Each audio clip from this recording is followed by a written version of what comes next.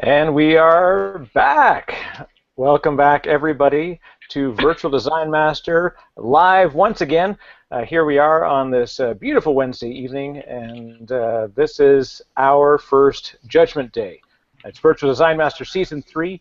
We've had 2 great seasons leading up to this. We've got a great group of participants who are involved in our group, and this is our first opportunity to kind of bring them forward here and talk about their designs. Now, to give you a quick little update, of course, in our first challenge, we issued it to a massive pool. We actually had 18 competitors who started off the competition with us. Now, some are going to say that perhaps it was a little too evil.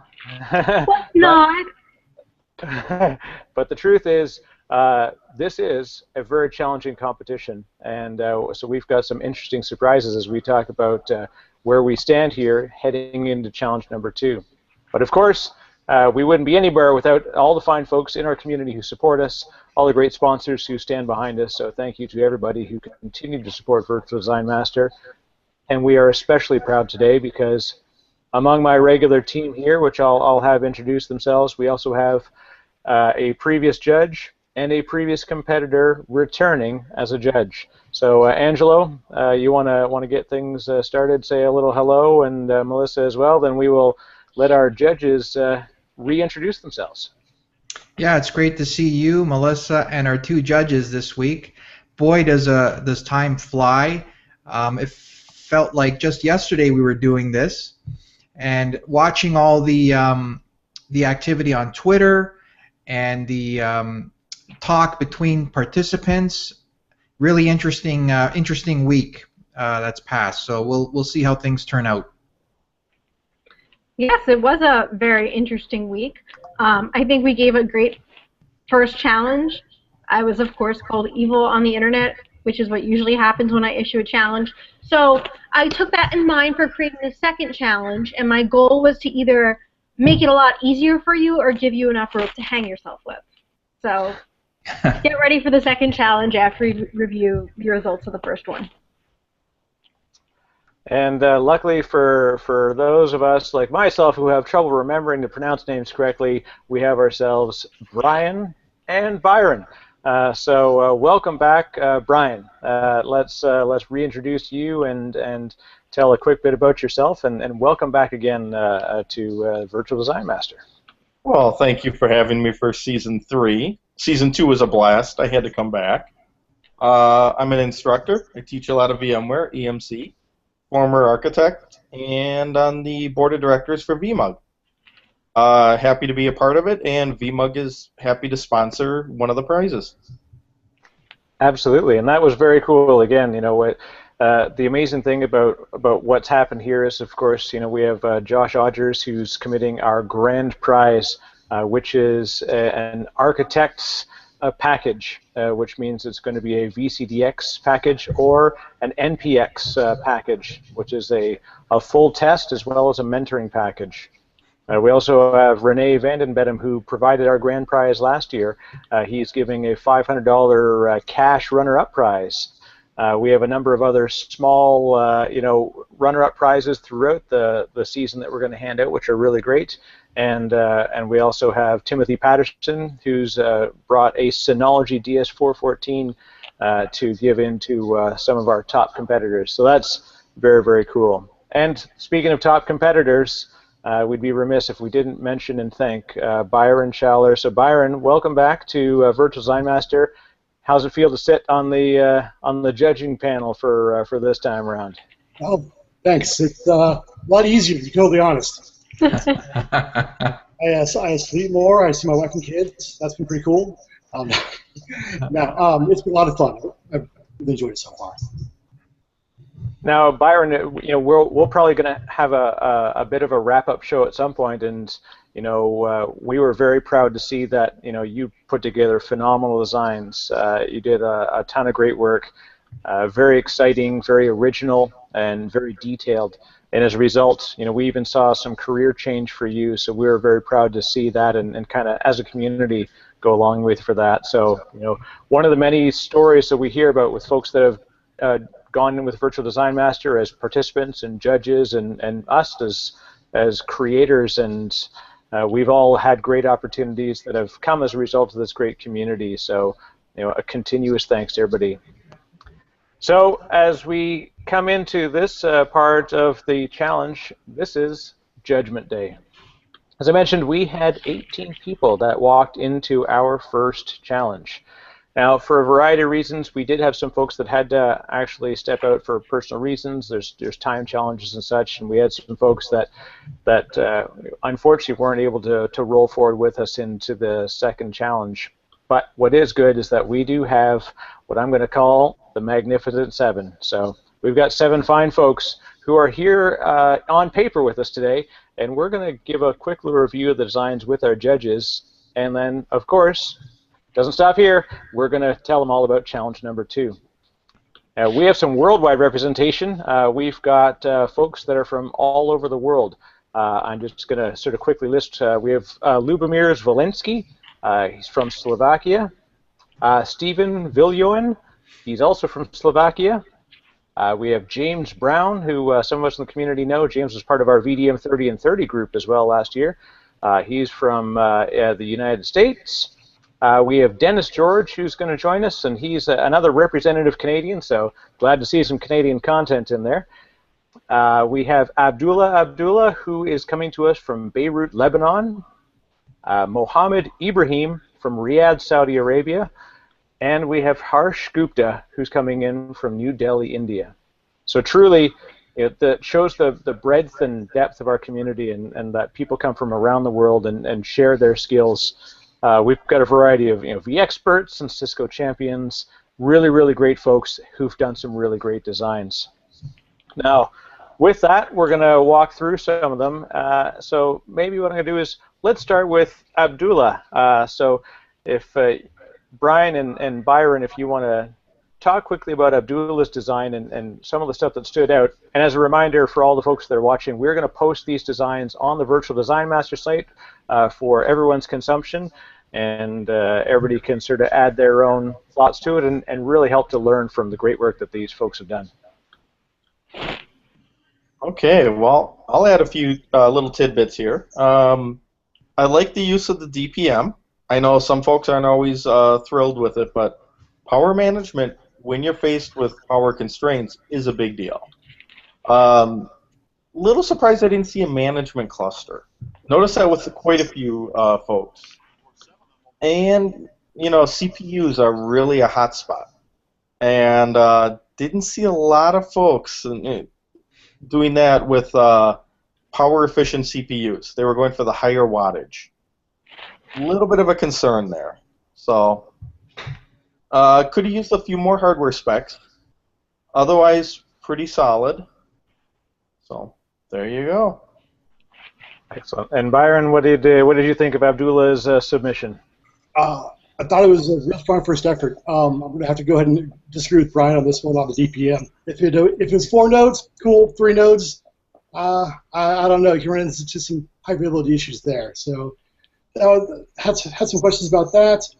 I also would like to see more hardware.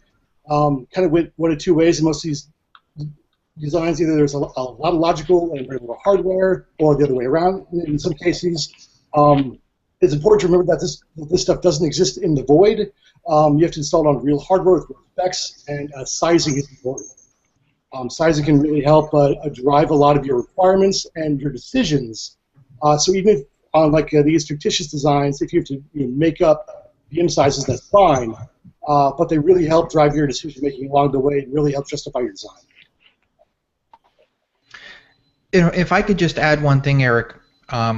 I really hope that these participants really take note of what the judges are saying, because these guys have fought those battles. They've gone through the designs, they've gone through challenges, and they have a unique insight and really good information to share. So I hope that these participants really take note of what they're saying and sort of help guide them in their next iteration of their design for the next challenge.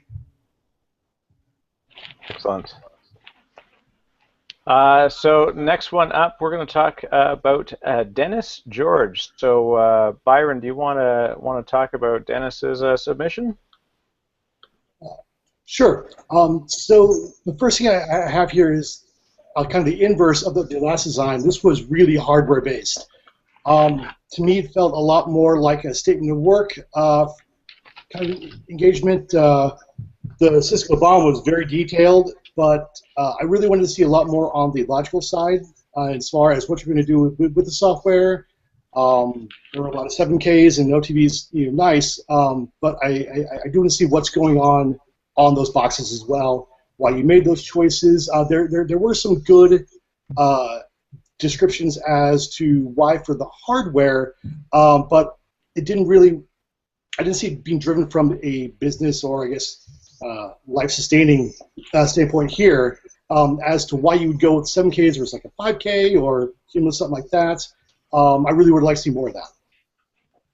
Excellent. And good point there, Byron, about business, sort of like the business value. Not only are these folks, not only do these folks need to work on the technical side, but they also need to take into account the business side of their designs and how to balance that correctly. So good comment there, Byron.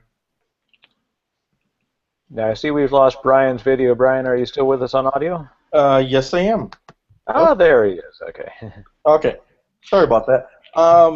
Yeah, a couple things. I noticed pretty heavy with the Nexus, the 7Ks, especially when we had a collection of 10 gig and 40 gig switches.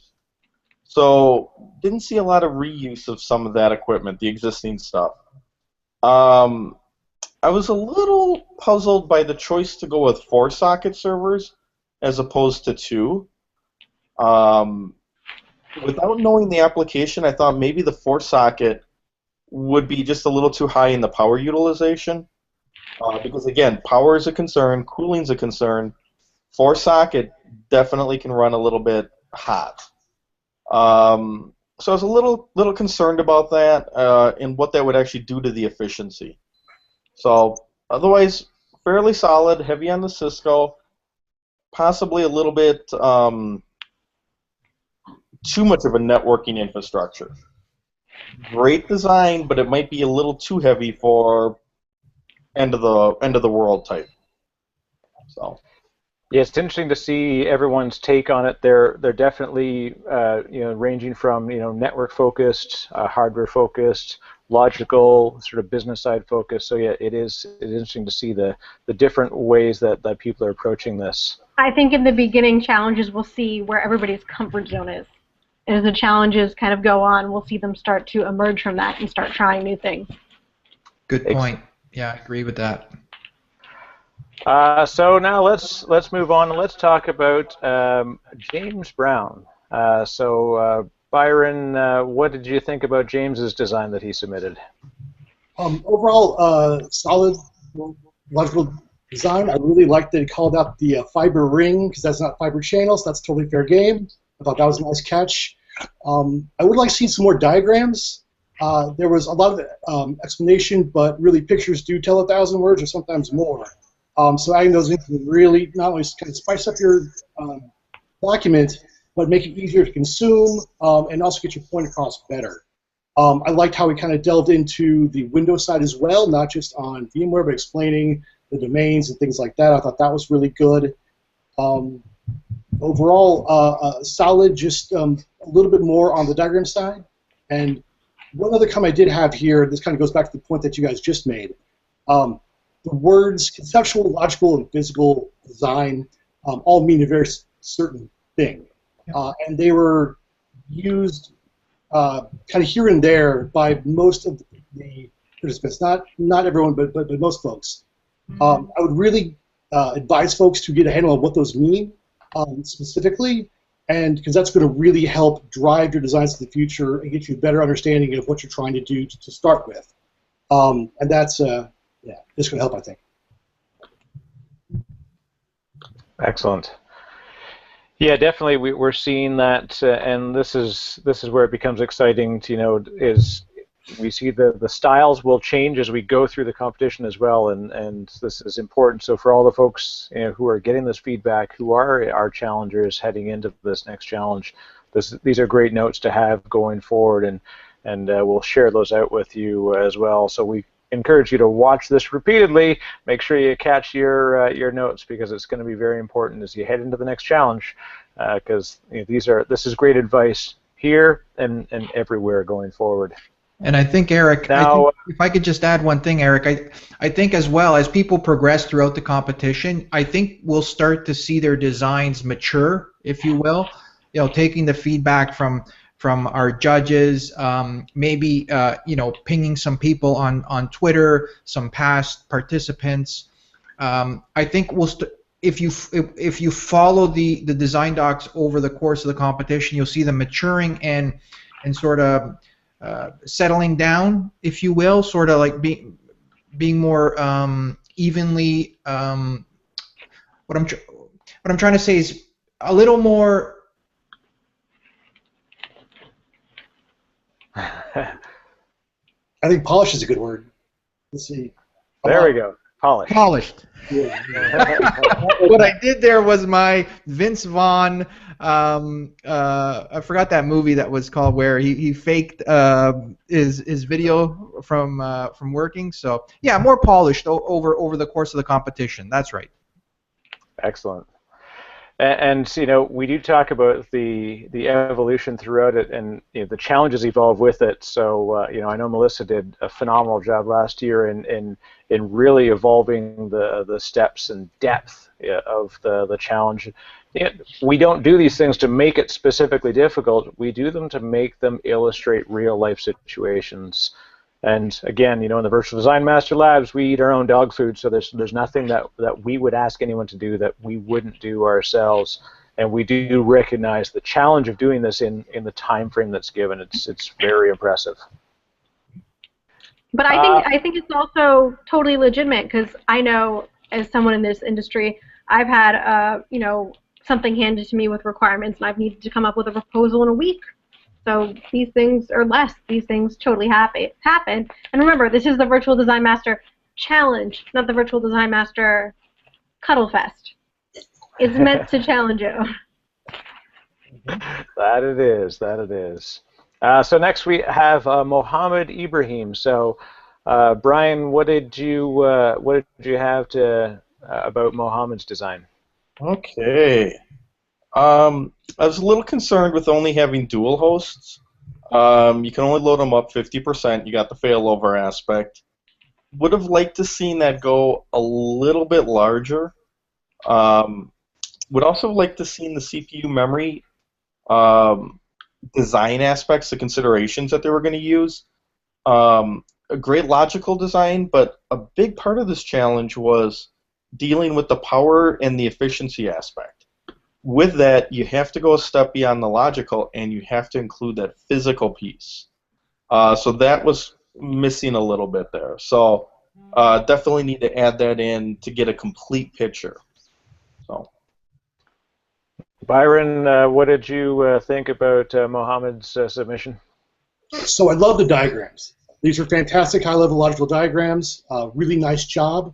I really liked the breakdowns in the tables of design decisions and what requirement that they related back to. I thought that was fantastic.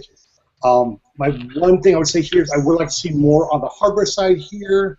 Specifically, I get specific when it comes to brand and model, things like that. That's okay to do, and please do, because that really helps make a lot more things clear in your design.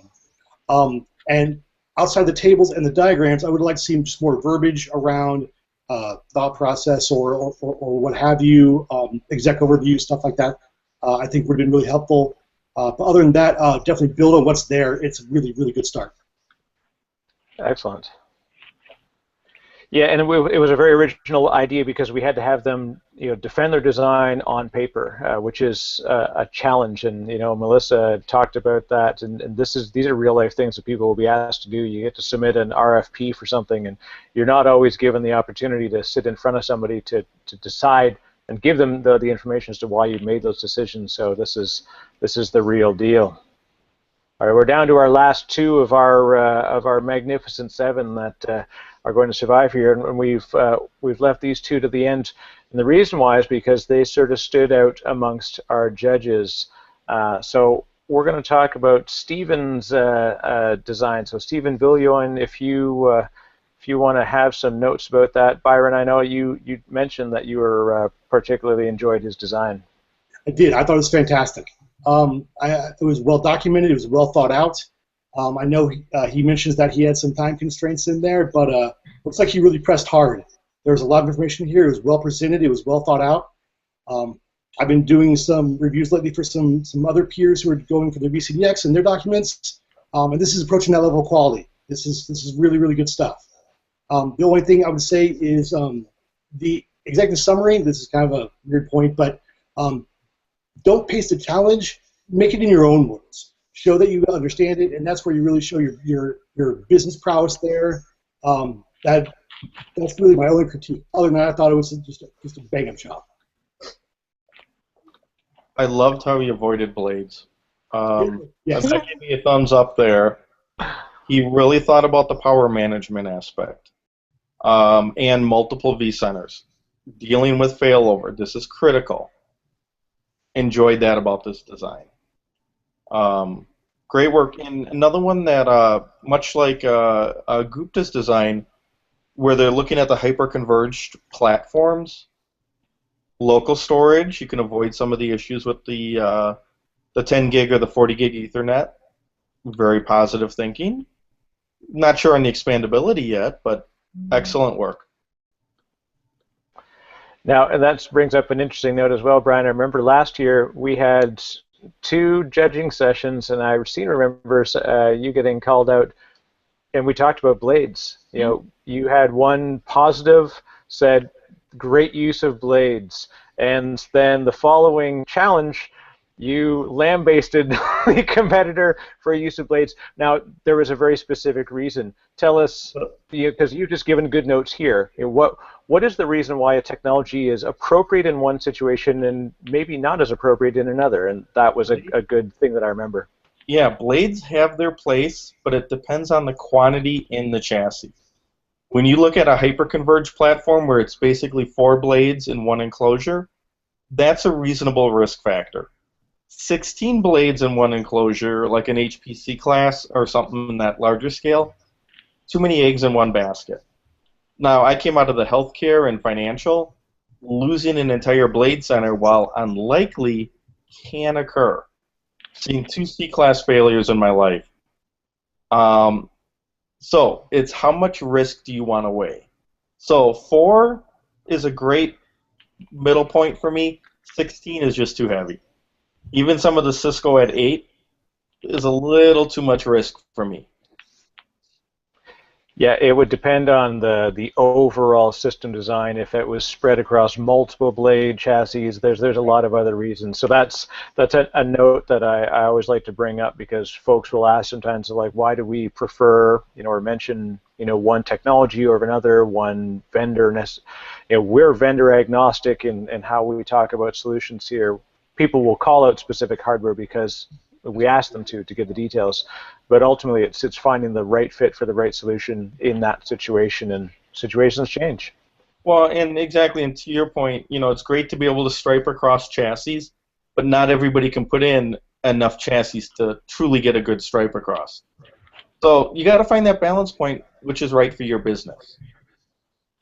And that's pretty close to your heart, Brian, as you've written about blades versus rack mount server.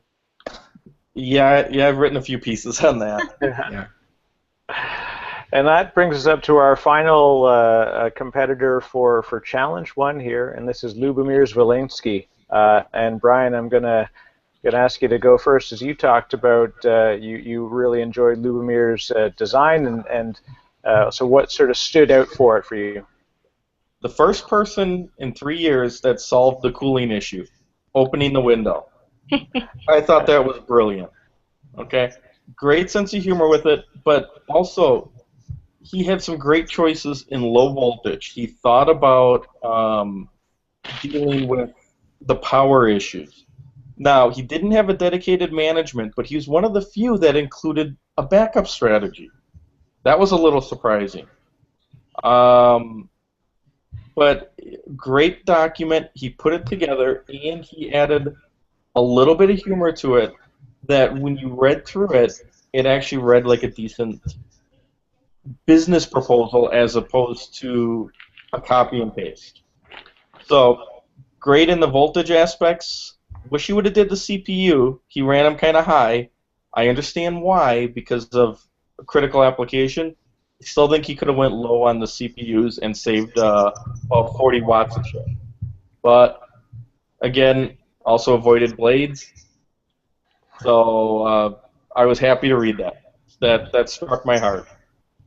We're going to see like a meme. It's going to be Brian. It's just going to say +1 for blades, and then the next one will be -1 for blades.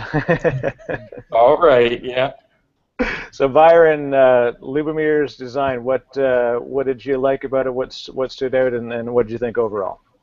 I agreed. I thought it was really good. He also notes lack of time in here. I really would have liked to see more. I'm sure if he had some more time, it would have been on par. I really liked his scale up versus scale out approach, but he chose scale up, and he gave a really good reason why.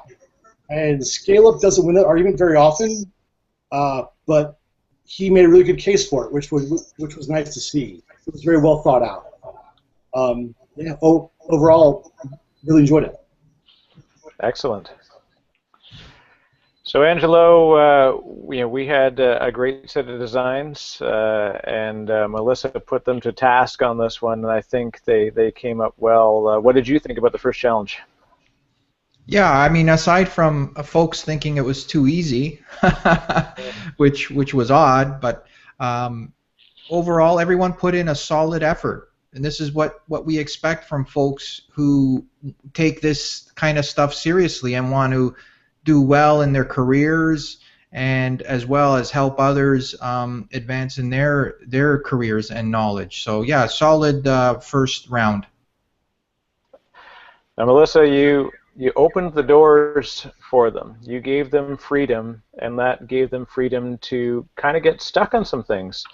So what do we have in store for challenge number 2? Yeah, so I did give them a lot of freedom because I wanted them to go kind of create their own constraints and risks and determine what that would work best for them. And I think I got a lot of complaints on Twitter that I didn't kind of give enough requirements. So in the next challenge, I'm giving even less requirements, and you have to come up with them on your own because people didn't like that the first time, so now I'm going to force them to do it the second time. So, challenge 2. We've examined how we can rebuild infrastructure from scratch, but now let's think outside the box and inside the clouds. Before the zombie apocalypse began, many organizations were beginning to leverage public cloud infrastructures for a number of reasons. Some were using it for burst capacity, and others for test and dev. Some startups even used public cloud for everything. Our billionaire philanthropist from season 1 is a huge fan of public cloud and was one of the early adopters. His task for you now is to design an environment to meet our needs using any existing public cloud infrastructure to run it on top of. Be sure to let him know why you picked this particular public cloud infrastructure, as if he's going to recreate it on Mars, he wants to make sure he's making the best choice. Now for the fun part. We've talked about a number of business-critical applications in the first challenge. You must deploy one web application, think time-tracking application for the botanist in the greenhouse, and one business-critical enterprise application, think about the life support systems, inside the public cloud infrastructure. As part of the design, you must state what the application requirements you are using are. Remember to think about things like performance, capacity, latency, and high availability. In this case, complexity can be your enemy, but the details can be your friend. Besides your overall design, you will also be judged on the application requirements you develop. Wow. Now that's cool. So, Brian, if this challenge was coming your way, do you think you got a few hard days ahead of you? A few, but there's nothing Amazon can't do. I mean, There you go. There you go. credit card, done deal.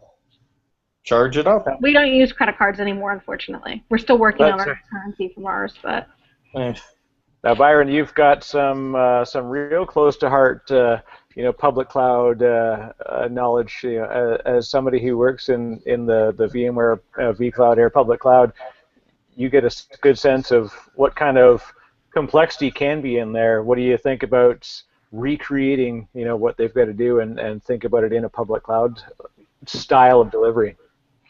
So one thing that I see a lot at work, and well, first off, don't choose Amazon. But well, that's I wouldn't. you can choose any one you'd like, but remember to tell us why. That's right. You can be vendor agnostic, but not indifferent. I guess that's the way that I look at it. So yeah, something that I say at work a lot to a lot of people is deploying things to clouds and deploying clouds are fundamentally different things. Exactly. And deploying clouds is orders of magnitude. Trust me, I do it professionally, have for about a year now, and work with brilliant people, and sometimes we really struggle with some really hard problems. So you definitely have your work cut out for you. Yeah, if they thought it was tough just to think about cloud, just imagine operating one on a day-to-day basis. Well, we have our billionaire philanthropists to rebuild the cloud once we decide which one we're going to use. They're going to say, oh, I'm going to rebuild vCloud Air on Mars, or Amazon on Mars, or Azure on Mars, or whatever. So you guys don't have to worry about this for this challenge. You just need to worry about the applications on top of it. There we go. So public cloud thinking. This is what a virtual design master has to be able to do. If we walk into Challenge 2, this is a new opportunity to stretch our skills. Some of our folks will have experience, maybe in public cloud already. It's anyone's game. It's anyone's choice as far as which cloud they're going to pick to attack this problem with. But as Melissa mentioned, complexity can be your enemy, but details can be your friend.